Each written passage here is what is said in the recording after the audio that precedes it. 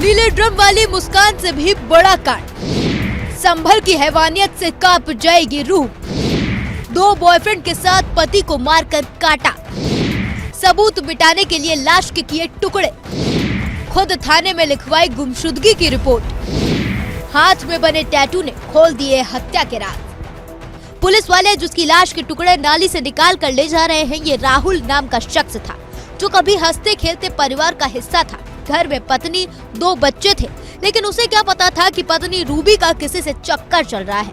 जिस दिन वो राज जान गया, उसी दिन उसका काम तमाम हो गया।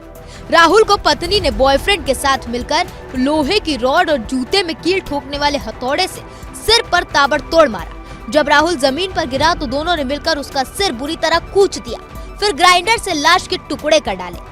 राहुल का धड़ और कटे हुए हाथ को लेकर घर से 800 मीटर दूर नाले में फेंक दिया, जबकि सिर को रामघाट पर गंगा नदी में बहा दिया और सबूत मिटाने के लिए कपड़े भी जला दिए। राहुल की लाश ठिकाने लगाने के बाद पत्नी ने नया स्वांग रचा। 6 दिन बाद थाने पहुंचकर खुद ही पति की गुमशुदगी की रिपोर्ट दर्ज करा दी। पुलिस तफ्तीश और तलाश में जुटी थी कि इसी दौरान 15 दिसंबर की सुबह करीब 9 बजे पतरौआ रोड के नजदीक ईदगाह के पास नाले में एक युवक का शव मिला, जिसे कुत्ते नोच रहे थे। पुलिस ने शव को पोस्टमार्टम के लिए भेजा। इसी दौरान शव के कटे हुए हाथ पर राहुल के नाम का टैटू दिखा, जिससे मृतक के शव की पहचान हुई। अब पुलिस को कातिल की तलाश थी। पुलिस सुराग तलाशने राहुल के घर पहुंची।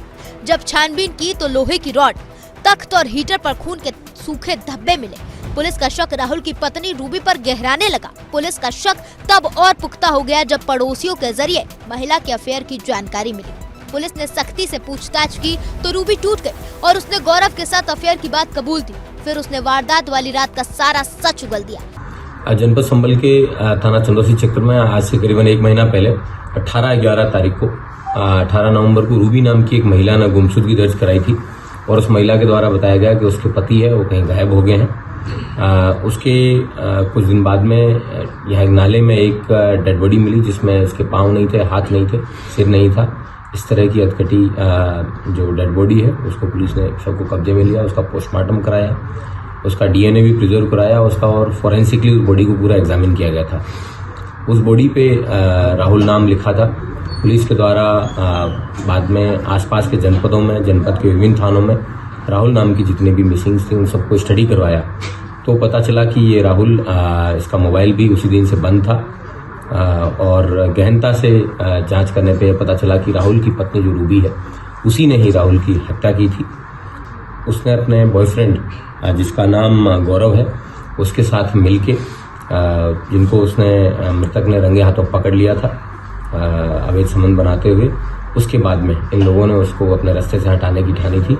इन्होंने हथौड़ों से और लोहे के अन्य औजारों से वार करके उस व्यक्ति को मारा था। उसके बाद में ग्लैंडर्स लाके उस व्यक्ति को धड़ वगैरह वो काटा था।